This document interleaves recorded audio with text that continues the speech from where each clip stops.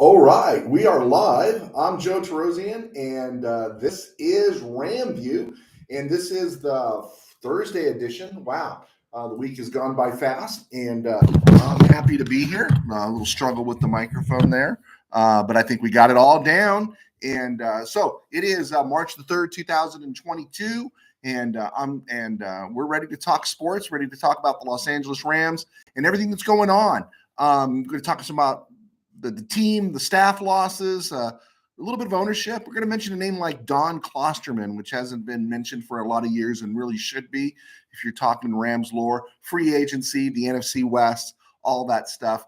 But the NFL's got a bunch of stuff going on in terms of making some rule changes and everything. And really off the top, my feeling is don't change the overtime. Either in the regular season or the postseason. If you don't like it, then avoid overtime and win the game in regulation, right? That's like the most critical thing here. Like win the game in regulation.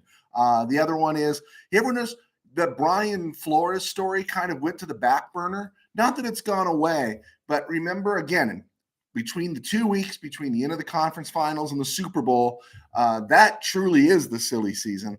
And everyone throws their big stuff out there so it gets the most hits, the most attention, and it's really just that Super Bowl window where all kinds of garbage comes out. We didn't get the TMZ video of a drunken player using racial epithets, but we did have the Brian Flores story, which does have some traction, but it's kind of gone away, hasn't it? Right? It's like, it's not as important anymore, and that was not important long before all the stuff broke with Ukraine. Also, another thing that kind of came up, because I'm seeing it a lot. And then people ask me my opinion, which is awesome. Nothing makes you feel better than when someone's asking you your opinion. But, about their daughters playing football. And I tell them flat out, no, don't let your daughters play football. They're not built to play football. Maybe to play football against other girls, maybe to play peewee football. But when those bodies change and the guys get bigger and stronger, and despite what Harvard says and the society says, there are distinctual differences between the male and female body. There are two genders, and one is physically stronger than the other. Doesn't mean one's better, but it's just how it works. And in the NFL, you got to be physically strong. High school football, you got to be physically strong. And I just wouldn't recommend it. I think it's a big mistake. They're peddling you a lie from Nike and everything else when they're showing girls playing with boys, and they're peddling you a lie when they talk about give everybody a chance. I can tell you, though, without having a crystal ball, because I don't have one, but if I did, I can tell you what's going to be coming as long as we stay on this trajectory without really realizing what's going on. Well, we do realize what's going on, but everyone's afraid to say it. There will be quota mandates to give everyone a chance. And I could see it happening in the school system where you got to have a girl on every team that plays football. Now, if your girl's a kicker or something, hey, got no problem there. But again, returning kicks, they're a live body on the field. They're in uniform. They're going to get lit up. And yeah, of course, there's always the outlier girl that can do it, but it's just not an everybody thing. Now, girls playing against girls, great. Pat them up, let them knock the subs around. That's great, but not football. I'm sorry, it doesn't work. I know that might be upsetting to some, but that's the truth of it. I spent 20 years on the sidelines watching football up close, and some of the most violent stuff I've seen is in high school football. And we've also been there and seen professional football as well. Of course, when I was covering in the area, there was no professional football here outside of AFL. But it's not a sport built for somebody that's got struggles or limitations physically. And so that's just something to keep in mind. I haven't hit on the Rams and the coaching staff stuff because to me, it's an old story. He keeps losing assistants. McVay keeps losing assistants. He keeps getting assistants back, right? And since the Super Bowl, they've lost 6 assistants. But this kind of sparked me when I started thinking about something, and I thought, okay, well, let's mention the assistants. They've lost 6 assistants and to 2 teams, Minnesota and Denver. Kevin O'Connell, everyone knows, became the HC. He took tight ends coach Wes Phillips to be his OC. He took Chris O'Hara with him to be his QB coach. And then I don't know how to pronounce his first name, Evero, is now the DC in Denver. And who went with him? Dwayne Stukes to be special teams coach, Marcus Dixon to be defensive line coach. So these are guys who hired their guys, who brought their guys with them. And the one thing you need to think about when you're watching these assistants go is that you can lose an assistant, and that's just part of the game. But those assistants also play a part in bringing players from their previous teams. So Evero, the DC, is in Denver now, right? And they just hired him, and he needs an edge rusher, right? Because remember they sent their best edge rusher, Von Miller, to the Rams, and they need an edge rusher, and they might need a little help along the defensive line in Denver. Well, who's available? Well, there's the bigger names probably that are available, but also Evero would have a relationship with Ogbo Okoronkwo, wouldn't he? Who's a free agent who might get a better payday if he goes to Denver and get a chance to play more snaps.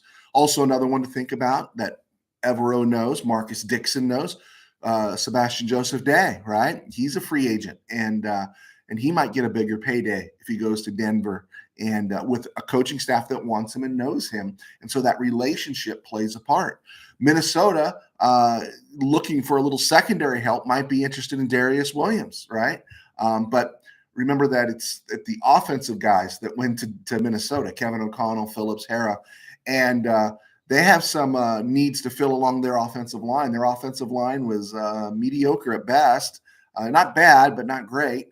And the Rams have 3 offensive linemen, as we've talked about, Austin Corbett, Brian Allen, and Joe Noteboom, who are free agents who might be looking for a payday, and they could get a payday from one of their old coaches, right?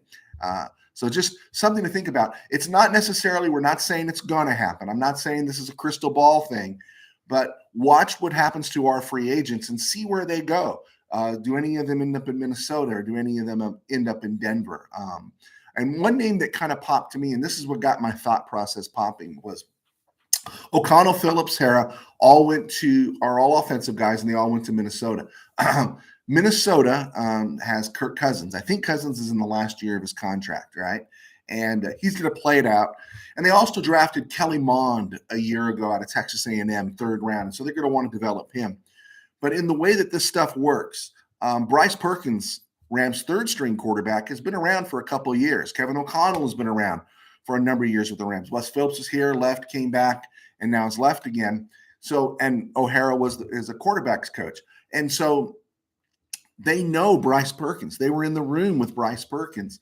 And it just gives you something to think about, that maybe, because they've been with somebody, they might be someone that gives a Bryce Perkins a shot. Or maybe they be some team that's willing to give up a 6th-round pick, a 5th-round pick, maybe, for a backup quarterback.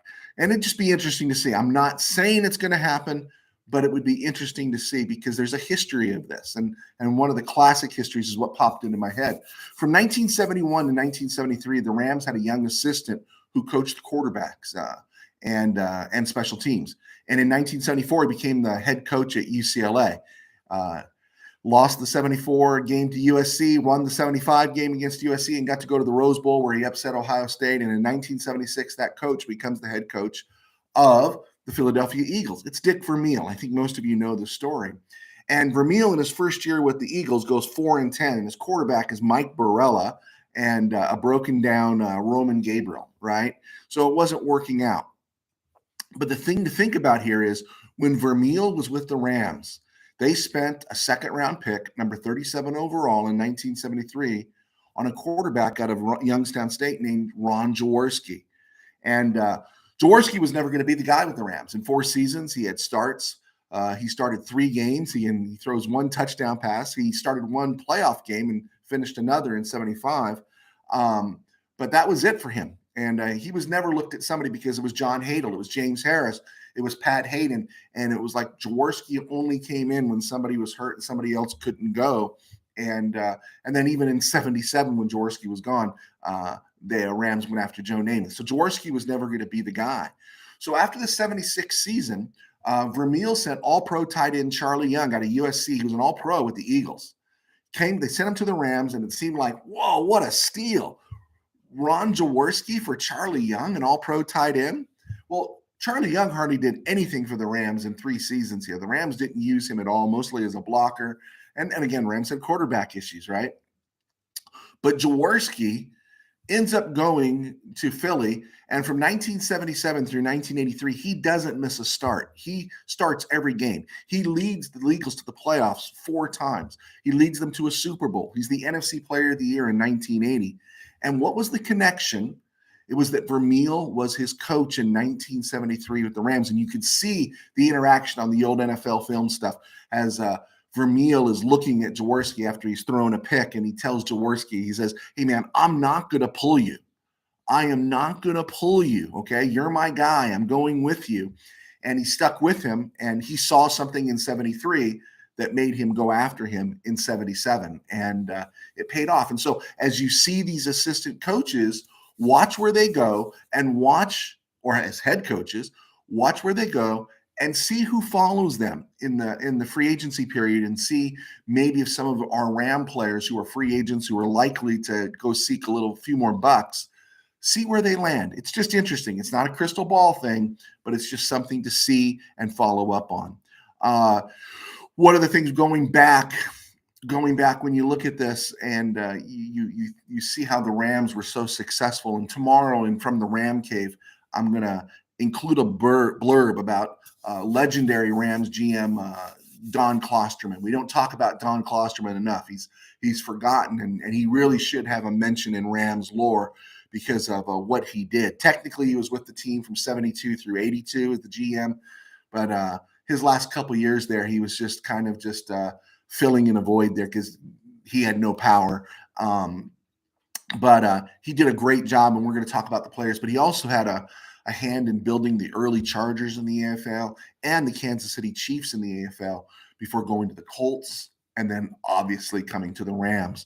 And he came to the Rams because there was this weird thing in the early 70s, 71, where Colt owner Carroll Rosenbloom traded his franchise with Robert Isray, who was the Ram owner, and Irsay took the Colts, and Rosenbloom took the Rams, and that was great for the Rams because the Rams had struggled with Dan Reeves, who had been one of the previous owners. There had been struggles there, and it was a fascinating thing because right after that began the Rams' resurgence. Klosterman was hired as the GM in 72, and then right away the Rams went on a track there for the rest of the decade. 7 consecutive NFC West titles, conference finals appearances, 1 Super Bowl appearance, just a quarterback away the whole time. But everything changed when Georgia became the owner, and Carroll Rosenbloom died, and Georgia became owner for close to the next 30 years, from 1979 essentially through 2008. She was the owner of the team, and the team was a disaster except for 3 seasons, literally in St. Louis there, where they had the greatest show on turf. But enter Stan Kroenke, and this is just something that you got to think about. Kroenke finally got control of the team in late 2010, so it was too early to do anything. He doesn't get Les Snead installed until 2012, and by that time they've brought in Jeff Fisher to take the team from 2-14, 3-13, to get them to some 7-9. We know what that means, but he gets them to respectability. But it became clear later on that Fisher was not the guy. And as the team comes to LA, they fall on their face the first season, and that's it for Fisher. And you got to give Kroenke credit, right? Kroenke has come to LA, has come back to LA to want to win. And that was never the case with Georgia, right? We know this. We also know that Rosenbloom did meddle a little bit. Rosenbloom had people he wanted to start. Rosenbloom wasn't happy that the Rams offense wasn't dynamic enough for LA, and that kind of chased the first incarnation of Chuck Knox out. But Kroenke, 1, he wants to win, unlike Georgia, and 2, unlike Rosenbloom, he doesn't seem to meddle at all. He seems to have hired people that he trusts in Snead, and then of course McVay, and we're reaping the rewards of that as Ram fans. So one of the things you always want for Stan Kroenke is for him to be happy and healthy, and that there's nothing but peace, love, and joy in his family, because it means so much to the franchise that your owner is on the same page of winning, but also understands his role. I could push the button here that says "Stay in your lane, bro," and Stan Kroenke stays in his lane as owner, and that plays a huge deal with the Rams. And again, make sure you check that out. And from the Ram Cave tomorrow, the bit on Don Klosterman and it should read well. He should actually, I think, if there is a Ring of Honor, I haven't been in SoFi, but if there is a Ring of Honor in SoFi, actually Don Klosterman's name should be in that Ring of Honor. Okay. Speaking of free agents, I was excited to see that another poster out there agreed with me. Someone I didn't know agreed with me on Cordell Patterson being somebody the Rams should go after. But the first three names that poster mentioned were free agent targets: Laken Tomlinson a guard from Frisco, James Daniels, a guard from Chicago, and Ben Jones, a center from Tennessee. And like it or not, believe it or not, they're all interior linemen, right? And we know that's where the Rams, you don't have to be Nostradamus to figure this out. Where the Rams have a decent offensive line as it is now, it's not tough enough in that core three, and they need to toughen that up so they can get the tough yards. Is there the most common and simple play in football should be the quarterback sneak, but the highest degree of nervousness for the Rams is not 3rd and 17, right? And Woods and OBJ are out. The scariest moment for a Ram fan is there's half a yard to get, and Stafford's trying to get movement behind that offensive line that can't seem to move anybody. All right. So we get to the wrap up here. We hit the 16-minute mark. The NFC West, a little update there. Words come that the Cardinals have extended their GM Steve Keim and head coach Cliff Kingsbury. The 49ers have a problem with Jimmy G's health and may not get as much for him when they deal him, if they get to deal him, because I guess he's facing shoulder surgery. They're talking about it's been like a 4-month recovery period for him. So who's going to want any of that, right? And the Seahawks, Pete Carroll came out and said they are not trading Russell Wilson. And all this bodes well for the Rams. All this is excellent news for the Rams. I think if you're watching football, you got to know there's an issue with Kyler Murray on the field. I don't care off the field, on the field, his body language, his attitude, that what's becoming more and more out in the public now is he did not want to run the ball against the Rams in the playoff game. And because he was holding out, he didn't want to get hit. He wanted to make sure he gets his next contract before he takes any hits. And that's not just me. There was speculation, and now more and more people are coming out and saying there's an issue there. And if Kyler Murray isn't running around, he's not a pocket quarterback. Sorry, he's too small. He's got to use those legs to get around. And I think there's an attitude there. And I think the Cardinals know it, and they they extended 5 years. Steve Keim, their GM, and their head coach Cliff Kingsbury. And part of that is probably to say, hey, we're committed to these guys. But it's also kind of interesting too. What does that say to Kyler Murray in the sense that we like you, Kyler, but you're not calling the shots here, right? And honestly, if I'm thinking Kyler Murray, if I'm Pittsburgh, right, mature franchise, mature coach. I imagine there are things you get away with Cliff Kingsbury that you don't get away with Tomlinson in Pittsburgh. Why not make a deal? Yeah, Pittsburgh, go make a deal for Kyler Murray. And I don't think the Cardinals are going anywhere. I think they took their swing last year, spent some money, and I think they're getting caught right now. And do we give Kyler Murray too much money too soon, or what do we do with him? And I would let him go. I as a Ram fan, I want him to let him go, but I just don't feel like you can trust him. That's how I feel. I just feel like there's so much immaturity there. Maybe let him play out his contract, of course, and then see what you got after next year. But do you really want to invest in Kyler Murray? It's one thing for an athlete to have limitations athletically, but it's another thing for an athlete to have an attitude, and an attitude that is not forward and is essentially so wound up in the id and the me and stuff. And you do have to think of yourself, and he needs to think that he needs that other contract, but he's going to hamstring that team if they break the bank for him. And then they're not going to go anywhere, because can you trust him, right? He still hasn't won a playoff game. Anyway, I digress. The 49ers wanting to trade Jimmy G, that hits the rocks because G's hurt. And that puts the 49ers in a little bit of a dilemma. But, if they're going to go with Trey Lance, they hang on to Jimmy G. He's not a bad backup quarterback. But if they do end up hanging on to Jimmy G and not trading him, I think they'd like to be out from his contract. I think they'd like to get away from all that. But if they keep him, it's not necessarily a bad thing, but he has to be the backup, because you got to find out if Trey Lance can play.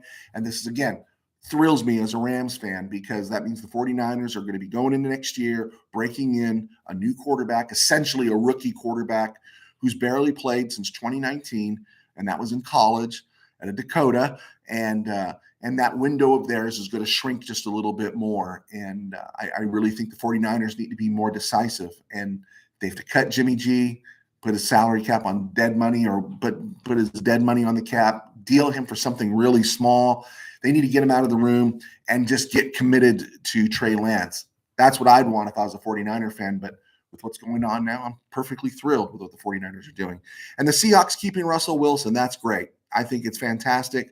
I think it's a smart move to keep Russell Wilson, but it's who they keep around him and who they put their money in. Invested way too much in Jamal Adams. There's too much right now riding on Bobby Wagner, and I would deal Bobby Wagner even though he's an institution. I just don't see the Seahawks competing. I just don't. I think they got big issues in terms of what they're going to do. Now, do I think they'll be better than the Cardinals? Yeah. Do I think they'll be dangerous for the Rams in Seattle? Yeah. But in terms of long haul, you're thinking NFC title game. That's going to be a tough road to hoe for Russell Wilson and company, and they need to get him other help. They need running backs, and I know Rashad Penny is a free agent, but are they going to give him dough to stay when he's basically his whole career is based on 6 games down at the end of this last season? And so there's issues there with the Seahawks. But all this, as I said, bodes well for the Rams, and keep getting excited because we're getting close to draft day. We're getting close to the free agent period. Hopefully Big Whit makes a decision. And we're just going to keep talking about the Rams, as hopefully they will be, even though I'm getting sick of the term, they will be able to run it back. All right, I'm Joe Tarosian. We're hitting the 22-minute mark. If you liked any of this video, please hit subscribe and like. You can hit notifications. I do post daily, and hopefully soon we're going to be expanding to other platforms like podcasts and such. And again, just thank you for your support. Thank you for your likes. Please leave the comments, and I'll interact with you. God bless. Take care, and we will be talking to you soon.